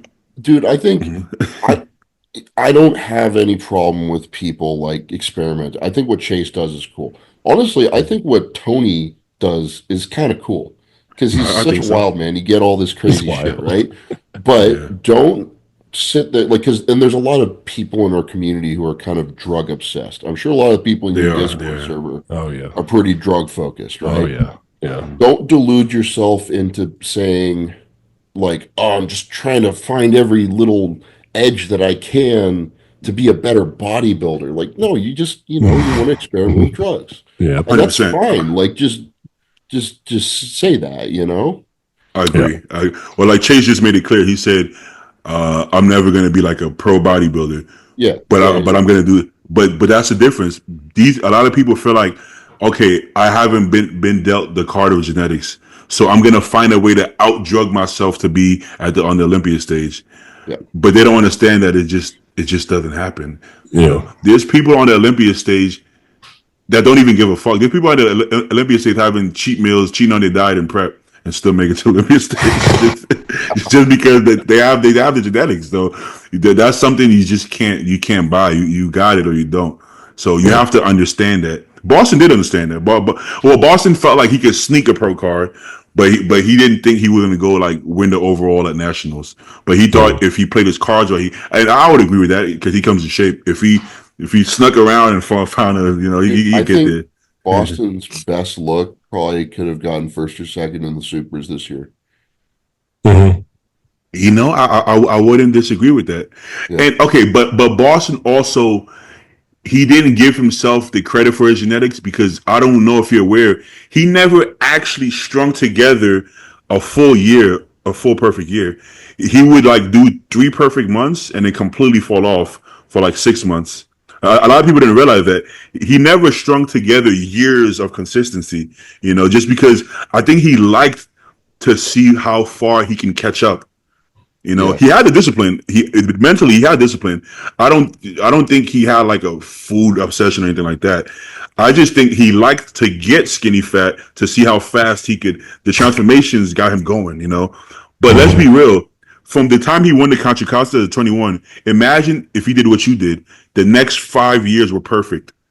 Oh, I think he would actually get his pro card relatively easily because he would have a lot more. He was competing in like the high 230s. I mean, he could have been up to the 250s if he just, this is him, no off season, no rebound, just prep, get fat, prep, if he hired a coach, or I'm sure he coached himself as well, and gave, I would say even 2-3 years from 21 to 24, probably could have been a pro at 24, realistically. He's in shape, didn't have glaring weaknesses. You just didn't. That wasn't the driving factor for bodybuilding getting the pro card for him. If it was, then actually his genetics wasn't that bad. Just not Olympian, but it wasn't that bad. They're better than mine. That's for damn sure. I mean, he just understood. He understood how the sausage was made behind the scenes in this world competitively. And he knew too much. It was really off-putting to him. The only reason he wanted was a card was to spite the whole thing. Which I kind of respect, but he knew he knew too much for his own good. He would sit there and talk to a pro, and the pro would tell him that he's taking 3 grams of test, and then he would see the same pro on a podcast say, "I'll take 500 tests." So then I felt like he would just get upset with like the smoke and mirrors, and it all just made him not like the industry. There's positive sides to the industry too. If he was in the industry right now, I think he would like it better because there are people now like Stu. I'm sure. I think he would love Stu. People who don't give a fuck, who will say what they mean and just be honest. And you can see it clearly who's being honest and not. And I think he would respect the industry more because he would like you too, Chase. Because I think he respects people who are just honest, who are real. At that time, everybody was lying though. It was like a thing. Nobody wanted to tell the truth. Most people wouldn't even talk about it at all. And the ones who talked about it would downplay it so much that you're like, bro, come on, man. Like, let's be real here. Like, we get it. You have good genetics, but you ain't that good. Let's be real. So that's. Yeah, I mean, just 10 years ago, it's crazy how much that landscape has changed. Where it's like okay to talk about, kind of okay to talk about this stuff, depending on the level that you're at in the sport. That's very true. That's very. But it was also because of Boston was the first one probably. It was also because of Boston and the Rich and Tony and maybe I'm forgetting people, but they kind of paved the way because now pros will be like, no, this is what I really do. But at least they're talking about it now. And it probably still wasn't what they really do, but at least they're trying, and then you see people get more and more open, I've seen a couple people lie that have talked to me and told me what they did, and I've saw them lie publicly. I'm like, I guess it is what it is. What are you gonna do? That's their prerogative, they, for whatever reason, they feel like they're better off doing it that way, I don't know. I love when Roman Fritz gets on Fuad's podcast because like he tells it like it is, and Fuad will be like, "Dude, you can't say that," and he's like, "What? It's what I'm doing." He doesn't care at all. I've seen Milos call out a few of the old school guys on the podcast. I like that because he was in their camp. So they're like, oh, the first time I did insulin was in 2000. He's like, no, you didn't. What are you talking about? I helped you do it back in 90 something. Oh, well, just you're like, oh, I think. There was something Milos said the other day. It was something about like 1,500 tests or 2,000 tests or something, and they all like that. Everybody on the podcast like looked at him funny or something. He's like, "We're fucking bodybuilders. What are we talking about? What are you talking about? Yeah, let's be honest. Milos is not shy with sending out his plans. I think everybody has a copy of his plans, so we kind of you kind of know what he does. But I definitely respect his honesty. Why? Who gives a fuck? This is what we do. We don't have to appeal to mainstream. This is what we do, and I don't think anybody cares how much you do or don't take. If you bring the look, I think we all respect that. I saw Phil Heath on a podcast. It was like a mainstream podcast, so I don't think he expected a gear question to come up. So he was kind of off guard, which was good because I think he was overly honest. He actually took more than I thought he would take because Phil has crazy genetics. But he said he tried 1750 tests, and I was like, "Whoa!" Oh, really? Wow. I thought Phil was taking like 750. I don't know. I would expect him to say, I would expect him to say 500, 700. Yeah. Yeah. That's and he said he never did insulin. I mean, I believe that. I mean, a lot of insulin doesn't work well for me. What? I mean, Phil Selena? What are you talking about? Phil Selena? Phil Heath. Age 15 called him Phil Selena. I got you now. No, but I was surprised because Phil could easily say, "Oh, I never did more than 750." I would actually believe Phil if he told me that because he's just a freak in nature. But him saying it, I'm like, I respect that. He didn't have to say that. He didn't, especially on a mainstream podcast. He could just, gear. He could say whatever, and they wouldn't know any better. Yeah. No, and that clip didn't go viral for some reason. I don't think people caught it. I didn't catch it. That's cool. Yeah. Huh. Yeah. So I watched the whole podcast. That's why I caught it, and he was super honest. I like since he retired, he seems to not really care about the status quo. He just said he feels that, which is dope. It's cool. All right, we've been on for a minute. Want to do a couple questions? Sure. Unfortunately, I didn't tell anybody Chase was on, so I didn't. I would have loved to have questions directly towards him, but let's see.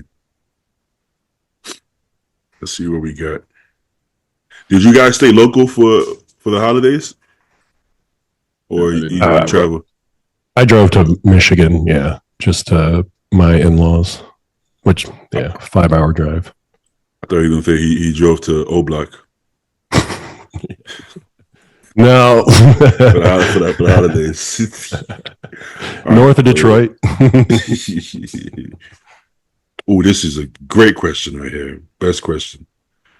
How much water are you drinking a day? Like a gallon and a half? I'm usually right about a gallon. Yeah. I usually just end up drinking most of my water when I'm like washing my meals down because it's such a chore to eat. Yeah. Yeah, I have like half a gallon during training, and then I get like half a gallon spread out throughout the rest of the day, and then maybe there's like a couple glasses of water here and there. So I know it's always at least a gallon, but off season I go through a actual gallon, like a physical gallon in my fridge, but that's not counting the pre-workout, the protein shakes. So I had 2 protein shakes and a pre-workout. I don't know how much more, maybe 8 to 10 ounces. Yeah. Probably a gallon and a half. Yeah, maybe a gallon and a half. Pre-contest, when my carbs are lower, my sodium is just lower because there's less volume of food to have to season, I guess. So I find myself a lot thirstier.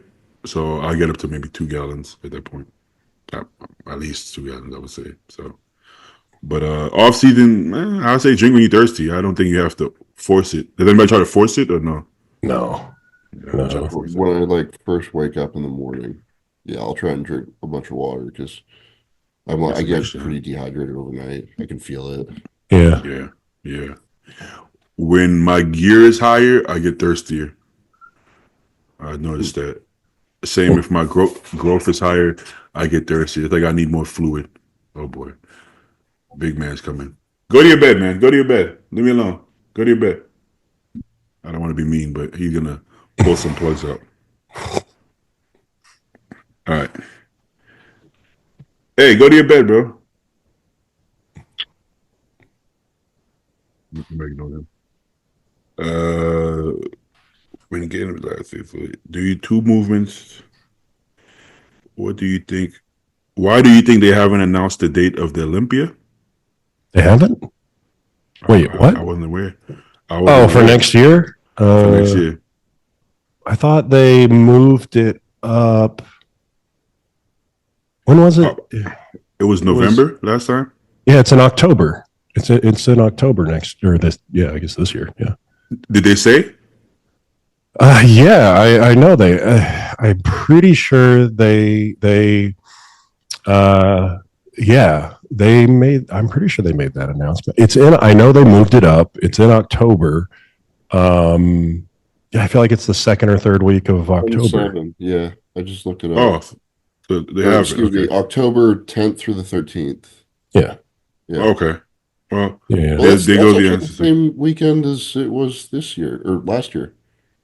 Oh, was it October? Oh, I'm looking at the 2024. Fuck. God. Hold on. Please hold. Maybe they didn't announce it. I mean, I'm sure they already. From what I hear, they book years ahead because you have to. I'm sure they know the date. The IFBB schedule with it was incomplete, but the show schedule for 2025. I swear they said they moved it up a month. I'm pretty sure. So September, you mean? It's something like that. Yeah, I swear they did. That wouldn't be bad. Or was it? Or am I confusing 2023 to 2024? In 2023, was it in November? It was. Yeah, it was actually. Maybe that's what I'm thinking of. And they came to October. Yeah. I mean, historically, before COVID, it's always been in September, right? It's always been last week of September. I think it's going to be in September. If it doesn't say. The qualification period for the 2025 Olympia, this qualification period starts September 16th, 2024 and ends September 14th, 2025. Oh, wow. So I'd presume it's a few weeks after that. Yeah. So probably early October. So they finally caught back up. There you go. Yeah. Because since COVID, they've been trying to, because they went to December, then earlier than November, and I think they were trying to work it back to the original date, but because it hasn't been in September since 2019, probably. You know, I don't mind that. I like September. You know, give you some time. Yeah. Well, less time compared to last year, but all right. What's the question? What are your goals other than bodybuilding? You guys have any hidden talents?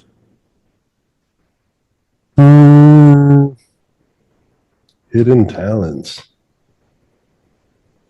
I can't say. I'm not that special. Yeah, I can't say. I could snarkiness, sarcasm. I can't say hidden talents. I would say I could. I'm a pretty good dancer. I just wouldn't do it because I feel like I would rather not, but I could. You know, I thought about doing that on stage, but I just feel a little foolish. I don't know. I'm sure people would like that, but I feel kind of goofy doing that. So I probably won't. You gotta look the part. Because if you start dancing and you're you get fourth jiggling. Yeah, no. I don't want to see anybody at the pro level. I would say if you're top 3, top 5, you could dance. At the amateur level, unless you're winning the overall, I don't think you should dance. I mean, what are you dancing for? You know, I don't know. So sometimes I get annoyed when I see some of the routines at the amateur level and it's over the top. It annoys me a little bit, but I'm also lean and probably a little grumpy. But I seen a guy do like Thriller. I'm like, why are you doing Thriller, bro? That's kind of weird. Just pose, bro. You know, I don't know, but I'm kind of irritable by that Having time. too much fun.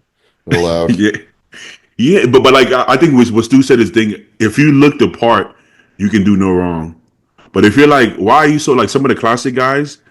They do all this Oh posing and yeah. this, and I'm like, boy, Bro, but you didn't even bring the you look. get Like it. maybe you Right. should You're a focus fan more. of Chris Bumstead, and you've never competed before. You know, I think when people have all the bells and whistles but don't have the attire, that's when it gets annoying, right? Mhm. You have the your 6-pack bag, you have your what's that backpack everybody wears? Wolf Wolfpack. pack. Yeah, you have your wolf pack. Says You have NPC your on it. NPC competitor. you have your dark sport. Even in your bio is future IFBB pro. Please don't put future anything. Just just keep it in the now. Future IFBB pro. You come to the show. You got the mohawk. You got the mustache. You got everything. Dude, the guys with Mustache. mohawks and mustaches there's so many of them. Yeah. First of all, and like they rarely look good. Really rarely. Well, You go because to think about it. The closer you get to the show, the less you care about anything else because unless you're your fat cycle. and you're not actually feeling your diet enough, which is the case with these guys. Bro, just the idea of even getting a haircut or grooming yourself, it annoys you because you're like, I can't be bothered. So it's like the last thing you're thinking about is how your mustache looks. You're not worried about that. So yeah, like Sutha, if you have the wherewithal to even worry about that, it kind of tells you maybe you didn't push as hard as you think you pushed. You know, same in posing. That's why I don't get a haircut before I get on stage. Let it go for 8 months. Well, same with posing. If they're not judging your routine, mandatory is different. It should better be on point. But if they're not judging your posing and you feel like absolute shit, you're not really thinking about gracing the stage and putting on a Sean Ray performance. You know, You shout get a out to minute on the amateur level to do like some just crap routine. Like you just don't have enough time to do anything interesting. And no, they hit. It's like the skinny fat kids. They will hit every single pose except for a mandatory in their 100%, routine. Like all 100%. this crazy fucking Yeah, crap. Like the most peeled guys at the nationals, their routine is subpar because they're fucking shredded and they're tired. They would have gone. You know, the guy Austin, one of the USA's. I couldn't tell you what his routine was. I don't think he had one. Motherfucker was shredded. He was trying to get the fuck out of there. That's what he was trying to do. Okay, Yeah. thank you. Get the fuck out of there. He's not worried about hitting splits on the stage, man. He's not gracing the stage. So it is what it is. Okay, let's do one more. Yeah. Besides, we can check it. Wait, if you don't feel do you need to get a pump to grow a body part? Or let's how are say, you do you need to get not? a pump? Huh? How do you avoid getting one? How do you not get a pump? Like I've trained something Avoid the pump. effectively. Like how are you not going to get some blood in there? I think that's the perfect point. Not that your growth isn't dictated by your pump, Mhm. but if you train a muscle properly, you should be getting the pump. Yeah. If that makes sense, right? Yeah. Yeah, I think some caption Jordan Peters put up fucking years ago, but he's like, I don't train for a pump because if I'm training hard, I'm going to get a pump. Yeah. You know, Exactly. if you're making your sets hard and doing them properly with good form and good cues, like it's impossible not to get blood in your muscle unless you're like pancake flat and like a week out. Right? Exactly. That's the one exception to that. Do powerlifters get a good pump? Because doing like Lower sets back. of 5 and shit. Yeah, low back pump. Because like they do like low reps and stuff. It depends what part of the program. I actually did one powerlifting cycle before during COVID because I had limited equipment. Equipment. So I was like, let me try to get strong. And at one point, I was doing 5x5s. Yeah. And I would get a pump from the 5x5s. Pretty good pump. Yeah. But it wouldn't be like a bodybuilding pump, you know. But let's say a pump is a good cue that you're targeting the place you're trying to target, first of all. Because if you're doing back and you get a bicep pump, but not a back pump, that's a bad sign. Right? If you get zero pump, I don't know what the fuck you just did in that gym. You know, it's like, can you make babies without enjoying it? Yeah, you can still make babies, but if you're doing it right, you should be enjoying it. Did that? You know, so it becomes a fucking chore. You know, you try it. So just because you don't have to doesn't mean that you shouldn't. I think just as a byproduct, you should get the pump. Yeah, I mean, you're traumatizing the shit out of the muscle. How do you not get blood in the area? Yeah. You know, I would have to pay if I paid you to not get a pump and train shoulders. You probably couldn't do it. No, you know? What I'm gonna do is I'm gonna take like 8 ibuprofen, okay, and relaxers, and Exactly. I'm not gonna feel anything. Now I could say when I'm on cruise and I'm training, I still get a pump, but it's not as intense. I could say that. Yeah. But I still get a pump, man. I mean, almost the harder I train, the more of a pump I get. Not even more volume or more reps. Just the harder I train, I feel like the best workouts I have as far as intensity, I usually get the best pumps. Yeah. So I train pretty low volume. Me too. Lower than you, baby, for sure. I don't know what you do, Chase. Or you? I'm pretty moderate volume. Yeah. Okay. 10 sets of workout. Okay. Yeah. Well, I guess I'm pretty similar to that. Maybe 8 to 10. But like, yeah. I mean, I do 2 sets of an exercise, and like everything's there. You know. Yeah. I can feel everything. It's all filled out. Yeah. I think we've answered that question. I don't even remember what it was, but. I think I lost the question. Does the pump build muscle? Oh yeah. But there's a good follow-up question. Do you think more people are doing too much volume or too little volume? That depends on a couple things. If you don't know how to train hard, and as in like take sets all the way to failure and recruit muscles properly, then you're going to need to do more volume. And you're able to get away with more volume because of those sets aren't taking as much out of you, either Mhm. neurologically or like in terms of recovery demand. Now, someone at a higher level who really knows how to move their body properly and recruit everything and fucking take it all the way there, they only need a couple of sets, you know. I talked to Hunter a couple weeks ago at Nationals, and he does like 4 sets of quads. His workouts look so short. Yeah. Yeah, they really are super straightforward, and it works. Now, the beginner can't do that because they don't know how to do a hack squat like Hunter does. Mm-hmm. No, that's true.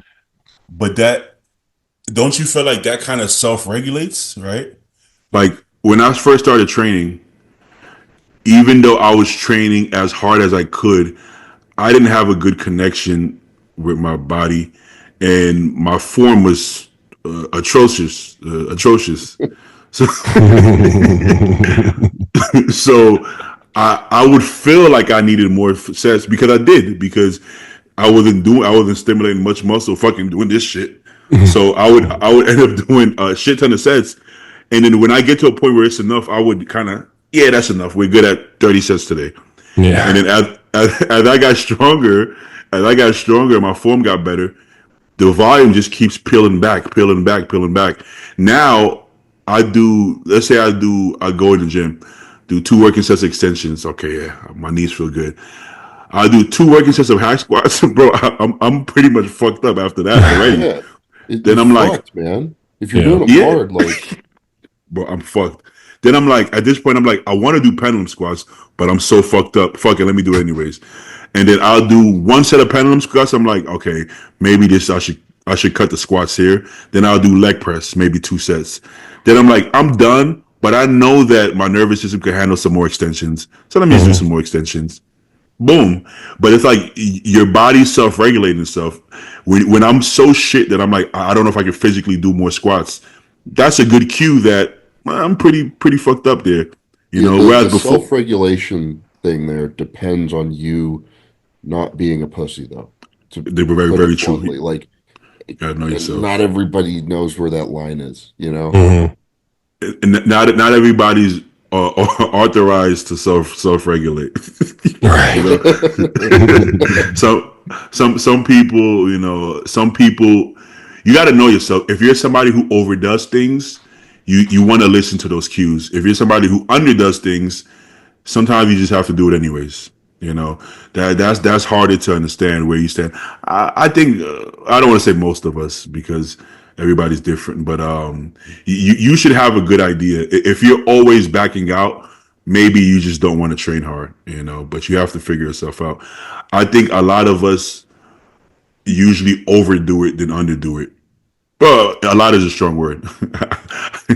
A lot of us that train hard tend to overdo it because that mindset, like I said, I'm pretty fucked up right now, but I feel like I just have to do another squat movement. I just have to do it. So I'll go do it anyways. When the truth is, I know some people that, like Hunter, they've been in it longer than me, that once they feel that way, that's when they stop.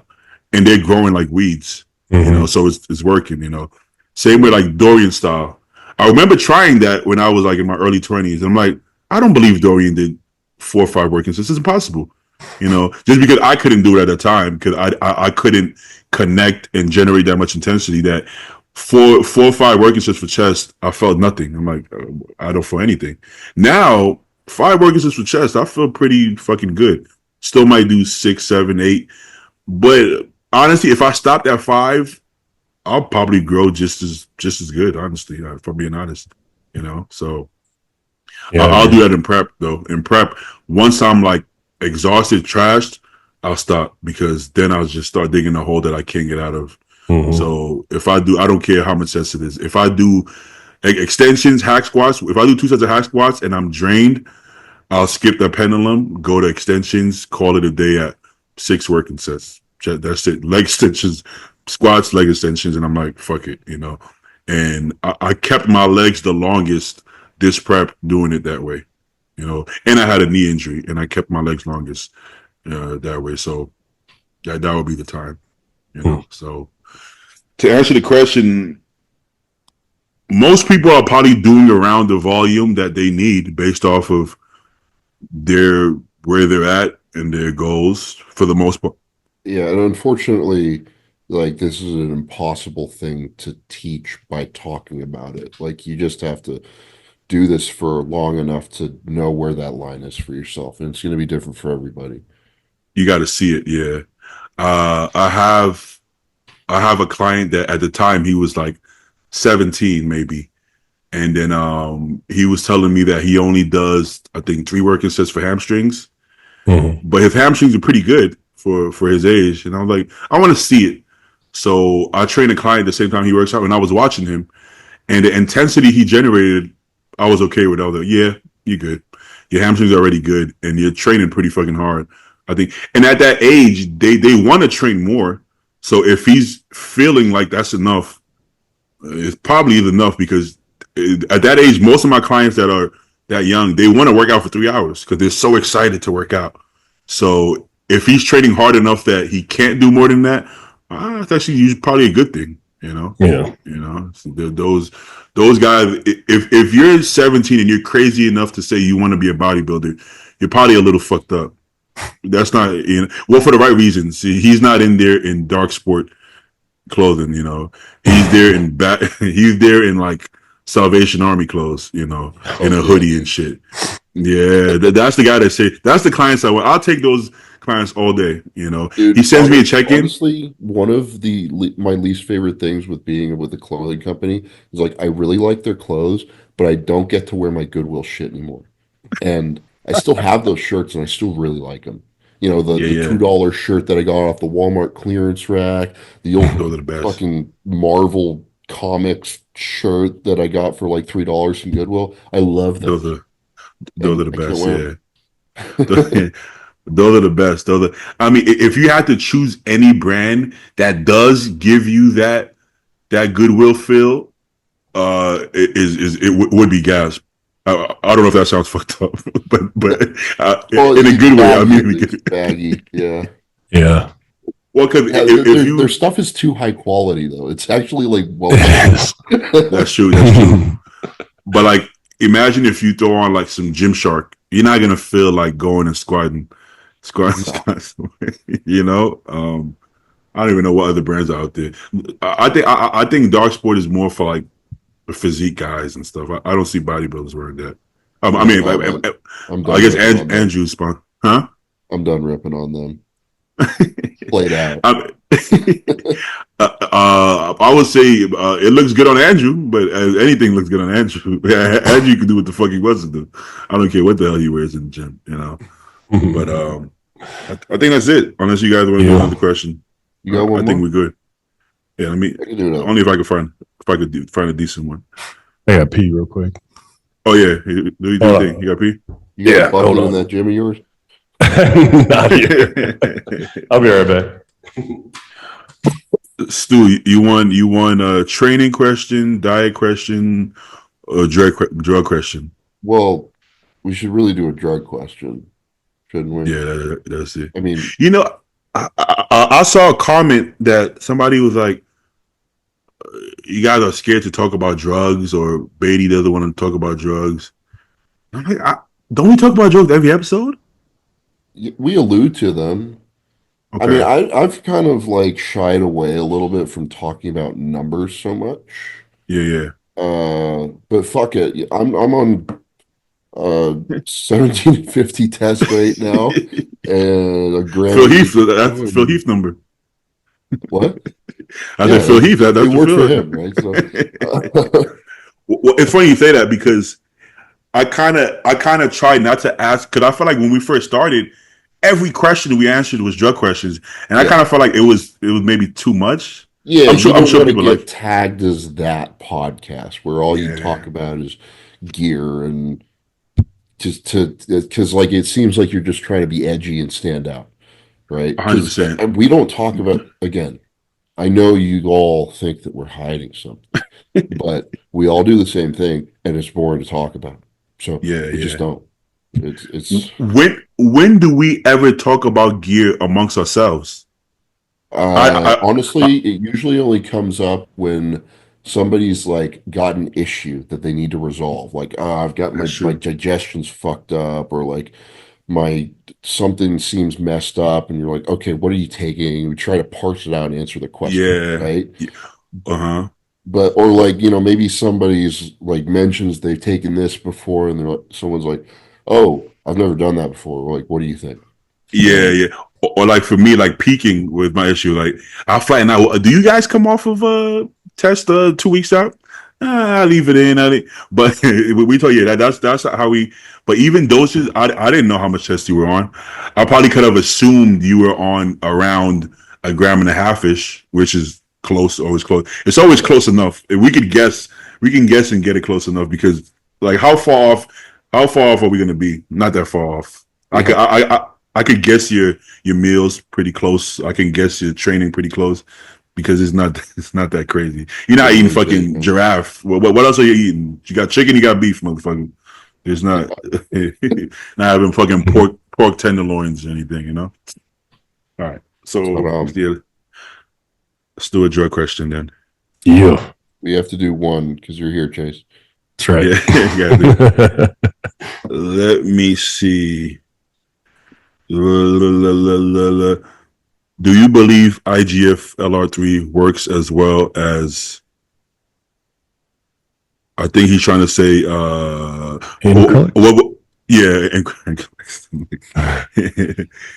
don't think, I've never used Increlex, but from what I've heard, I don't think that it works as well. However, I do think that there is something to IGF-1 LR3, because I mean, when I use it, like I take it pre-workout, which I've heard it's long acting. You technically can take it whenever or whatever, but I take it pre-workout in the muscle bilaterally in the muscles that I'm going to train. And I immediately kind of start to feel them pump and get tight. and I'm like, that's got to be good, right?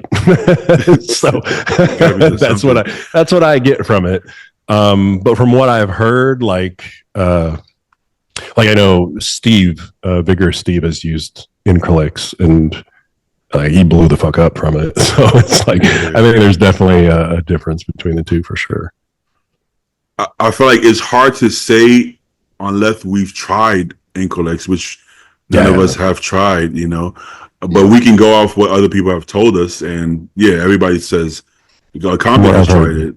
Yeah. Roman's tried it. He said it. He says it's awesome. Yeah. And you see, all these guys who have tried real, like, French Increlex, who they get from the guy in France. I have no idea who that is. But there's like a guy who gives everyone their Increlex, I guess. And you know, they always say it's nothing like the peptide IGF-1S stuff. So there's some kind of French secret creme brulee sauce that they're putting in it that makes it special. I'm on a list to get some. I'm in line.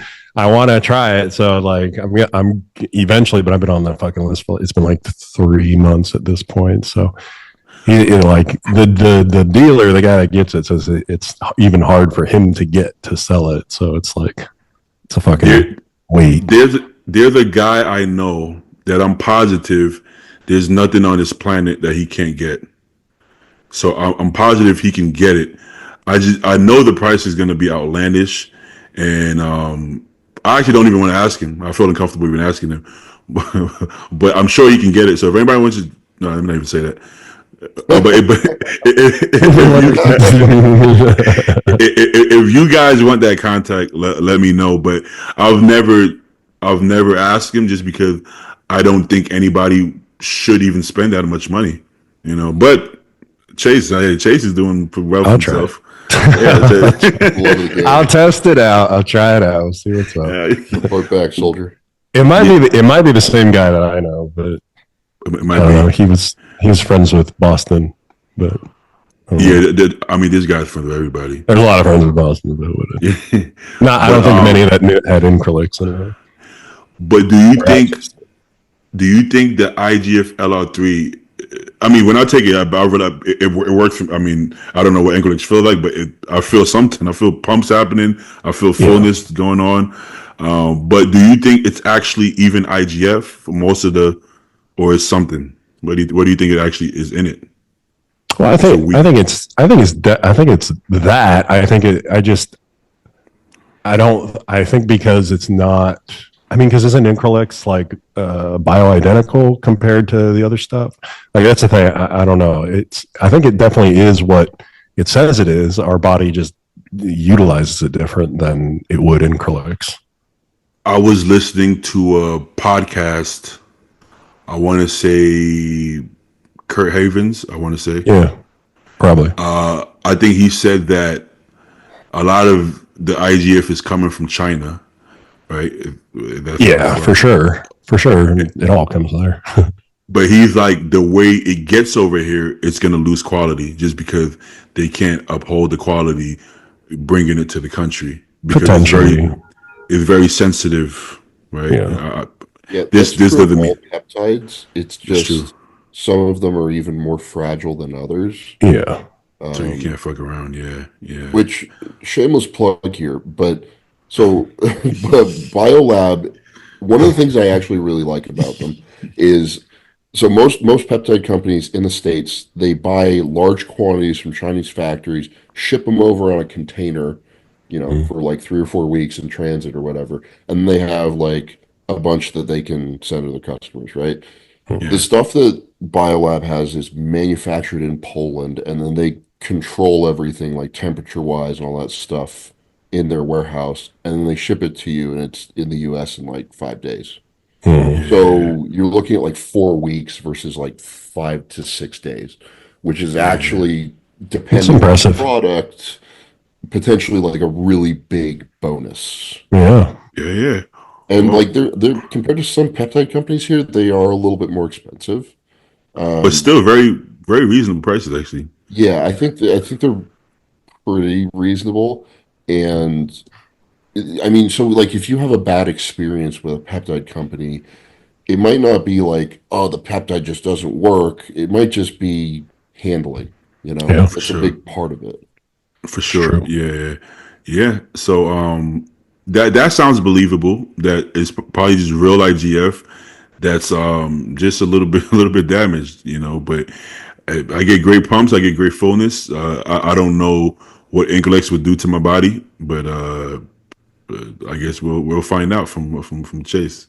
So have any of We'll you see. guys ever taken like IGF-DES or IGF-LR3 for a consistent long enough period of time where you could say, like, actually gauge whether it was Good point.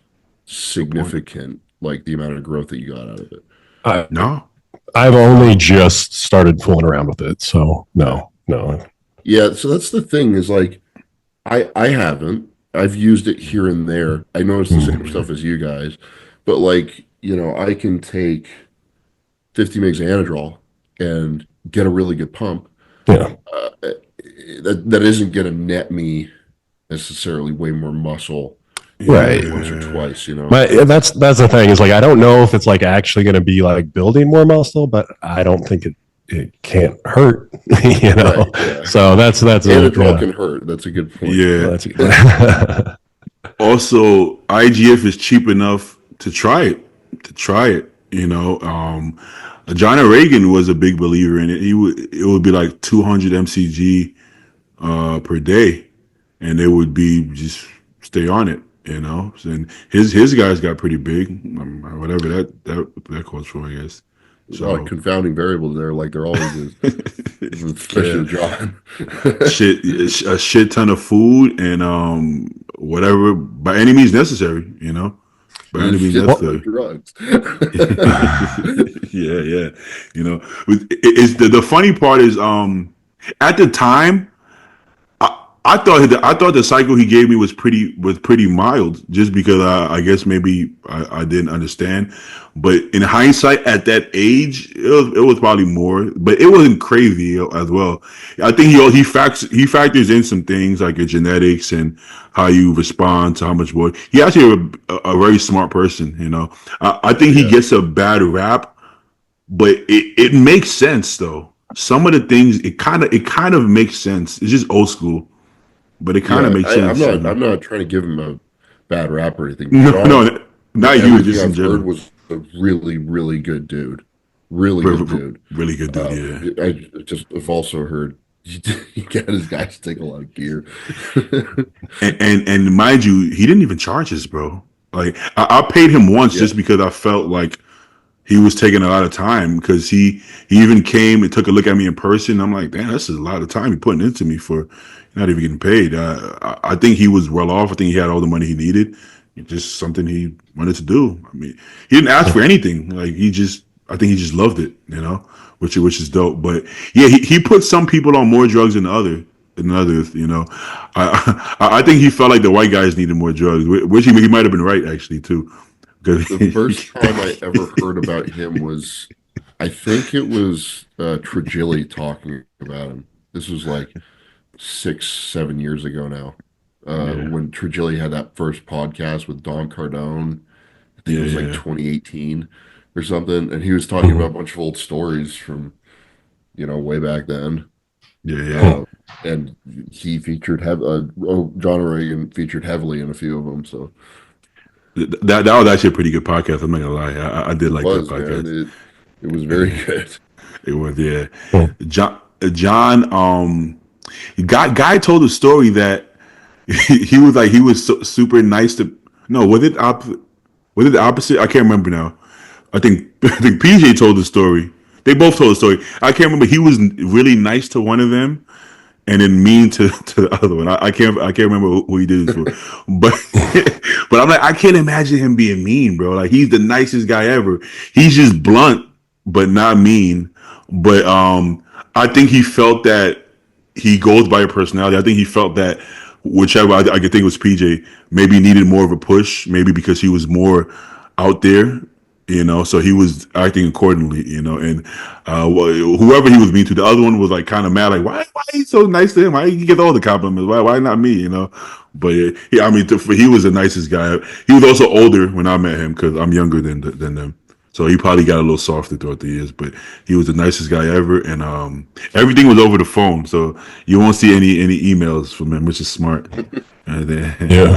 Hani neither. You're never gonna see a fucking Hani regimen written by Hani. That's smart, man. Matter of fact, all my clients start calling me. No more of these. All right, gentlemen. Thanks for coming on, man. I appreciate you. Yeah, no problem. Anytime, dude. Chase, stay away from Southside. We don't want to see you on Black. That's right. All right, y'all. Appreciate y'all. All right. Happy New Year. Dude.